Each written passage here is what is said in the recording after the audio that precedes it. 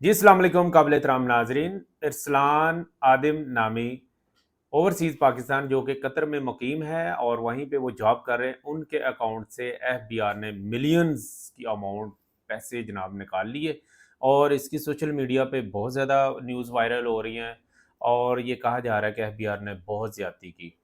हम आपको बताएंगे कि असल वाक़या क्या हुआ और एफबीआर ने इस बारे में क्या वजाहत दी है और ये भी जानने की कोशिश करेंगे कि आप भी ओवरसीज़ हैं और आप भी अगर इस तरह के ये काम कर रहे हैं तो खुदारा एहतियात करें। हम बहुत सी वीडियो में पहले भी बता चुके हैं कि ओवरसीज़ के लिए इसमें कोई शक नहीं है कि गवर्नमेंट ने बहुत ज़्यादा रियायत दी हुई है। लेकिन अगर आप टेम्परिंग करेंगे, अगर आप इंफॉर्मेशन हाइड करेंगे या आप सही कंसल्टेंट के थ्रू अपनी टैक्स फाइलिंग नहीं करेंगे, तो ये हो नहीं सकता कि प्रॉब्लम हो। और अगर खुदा न खासा प्रॉब्लम हो जाए, नोटिस आ जाए, तो अगर आप फिर भी किसी और सेकंड माहिर के पास चलेंगे, तो आपका इंशाल्लाह केस हल कर देगा। अल्हम्दुलिल्लाह हमने एक नहीं, बीसियों नहीं, सैकड़ों के लिहाज से ओवरसीज़ के केस क्लियर किए हैं और किसी का 1 रुपया भी डिडक्ट नहीं हुआ। तो अभी चलते हैं, सबसे पहले तो ये क्लेम सोशल मीडिया पे ये किया जा रहा है कि जनाब वो बड़ा मेहनती था, वो बैंक में थे, वो यूएई में थे, फिर सऊदीया में गए थे, 25 साल से वो मुकीम थे और वो रेमिटेंस भेज रहे थे, तो एफबीआर ने बहुत ज़्यादती किया। अगर उनकी स्टेटमेंट देखी जाए, तो वाक़ई ऐसा लगता है कि एफबीआर ने ज़्यादती की है और साथ ही साथ उन्होंने ये चलें जी अच्छा किया है, हम उनके लिए दुआ हुआ कि उन्होंने सदर पाकिस्तान और प्राइम मिनिस्टर ऑफ पाकिस्तान को भी ख़त में लिख के अपनी ये सारी स्टोरी बताई है। अब चलते हैं कि एफबीआर की तरफ और एफबीआर ने सोशल मीडिया पे बड़ा क्लियर वाज़ेह कहा है, जो कि मैं स्क्रीनशॉट पे भी आपको शो कर रहा हूँ। सबसे पहले उन्होंने कहा है कि ये वाक़या अभी का नहीं है, ये टैक्स रिटर्न 2017 और 18 का केस है। इसमें उन्होंने अपने आप को यानी अरसलान आदम ने ओवरसीज़ पाकिस्तानी डिक्लेयर नहीं किया था। वो एज़ ए रेज़िडेंट उन्होंने जनाब 23.52 मिलियन रुपीस की जो आमदन शो की थी वो एज ए रेजिडेंट की थी। और आपको पता है नाजरीन के पाकिस्तान में 0.6 मिलियन के ऊपर जो अमाउंट आप डिक्लेयर करते हैं तो वो टैक्सेबल होती है। अगर आपके एम्प्लॉयर ने टैक्स की डिडक्शन किया तो वो हम उसका जिक्र करते हैं, इवन आप सर्टिफिकेट साथ लगाया जाता है। तो इतनी बड़ी अमाउंट को उन्होंने एग्जाम्प्ट अमाउंट जब डिक्लेयर किया था तो ये तो हो ही नहीं सकता था कि नोटिस आए। अच्छा, फिर एफबीआर ने कहा कि जनाब इसके लिए जो 122 अंडर सेक्शन 9(1) नोटिस जो सर्व किए जाते हैं कि जनाब इस चीज़ की आप वजाहत कर दें कि इतनी आपने अमाउंट एग्जाम डिक्लेयर की है, तो ये कैसे एग्जाम्प्ट होगी।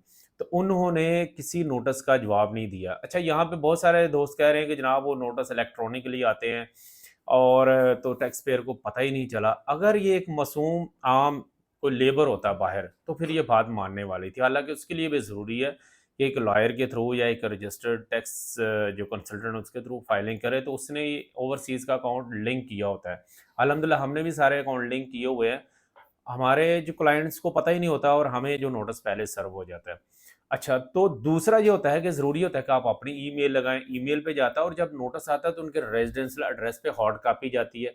और हाँ, अगर वहाँ पे एड्रेस गलत लिखा हुआ है किसी ने, तो वो भी उनकी ज़िम्मेदारी है कि यानी गलती है ना, आपने एड्रेस भी गलत लिखा हुआ, आपने ईमेल भी गलत लिखा हुआ, तो ये गलती इसकी। और ये एक आम वहाँ पे एम्प्लॉयी भी नहीं थे, माशाल्लाह पढ़े लिखे थे, एक अच्छी पोस्ट पे थे, तो ये गलती बनती नहीं। अच्छा, चले यहाँ तक भी बात बनती है कि उन्होंने रिप्लाई नहीं दिए।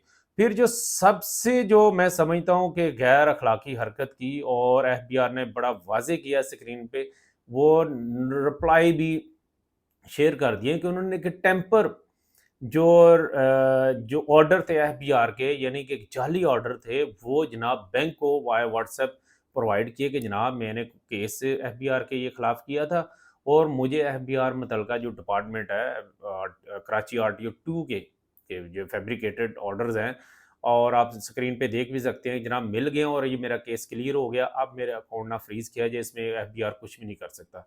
तो नाज़रीन आप खुद समझें कि एक तो आपने काम ही नहीं किया और दूसरा फैब्रिकेटेड डॉक्यूमेंट्स देंगे, तो फिर मामला तो फिर अच्छे नहीं होंगे। अच्छा, यहाँ पे ये भी सवाल होता है कि हो सकता है अरसलान आदम ने ये हरकत ना की हो, मुझे भी ऐसे लगता है।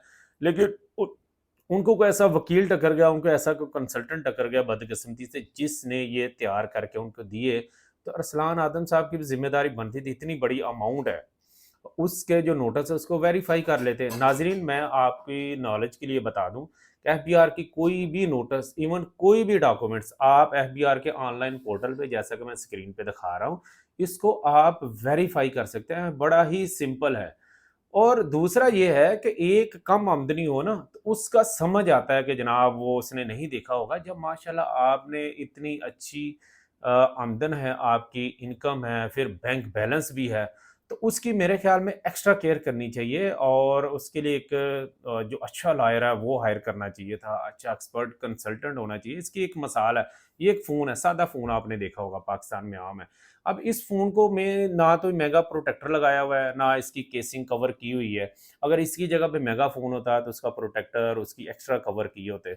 सेम लाइक इस तरह के, जब आपकी इनकम अच्छी है, तो फिर आप ये सस्ते वाले जो वकील हैं, या जो हज़ार दो के चक्कर में होते हैं ना, इस तरह की फाइलिंग के पे ना जाएँ। ये मैं फर्दर बता रहा हूँ।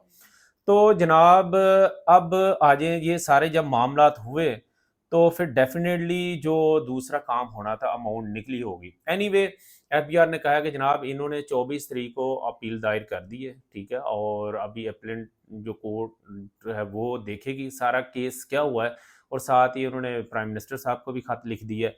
तो इसमें मैं कहता हूँ कि बहुत सपोर्टिव होगा, लेकिन इन्होंने जो टेम्पर जो नोटिस थे वो इन्होंने जमा करवाए, रिप्लाई, तो इस चीज़ का इनको खासा नुकसान होगा। आखिर में मैं एहतियात में आपको मैं बता दूं कि एक कंसल्टेंट जो है वो आप कोशिश करें कि एक्सपर्ट हो। और दूसरा, ओवरसीज़ का अक्सर मैं देखता हूं कि उनके ब्लड रिलेशन या उनके दोस्त के थ्रू फाइलिंग हो रही होती है। तो ये बहुत ही गलत प्रैक्टिस है। हम अक्सर उनको कह रहे होते हैं कि जनाब बताएं उनका इनकम सोर्स वहाँ पे क्या है, बैंक स्टेटमेंट दे दें। तो वो कह रहे हैं नहीं जी, बाजी वो बाहर होते हैं भाई, ये ज़मीन खरीद रहे हैं, इस वजह से हम उनको फाइलर करवा रहे हैं, तो जनाब उन्हें फाइलर कर दें। अब ज़ाहिर है जो बंदा कचहरी में बैठा हुआ, कहीं पे बैठा है, उसने भी कुछ करके ही अपनी रोज़ी रोटी का मामला करना है। तो मेरी आपसे हम्बल रिक्वेस्ट है कि हमेशा आप अपने कंसल्टेंट से खुद रब्ता करें, खुद उन्हें सारी इन्फॉर्मेशन बताएं। तो अगर आप पहले ही नोटिस पे सही जवाब दे दें और सारी चीज़ें अगर डिक्लेयर कर दें, तो मेरे ख्याल में ये नौबत नहीं आएगी। अपना बहुत ज़्यादा ख्याल रखिएगा। पाकिस्तान ज़िंदाबाद।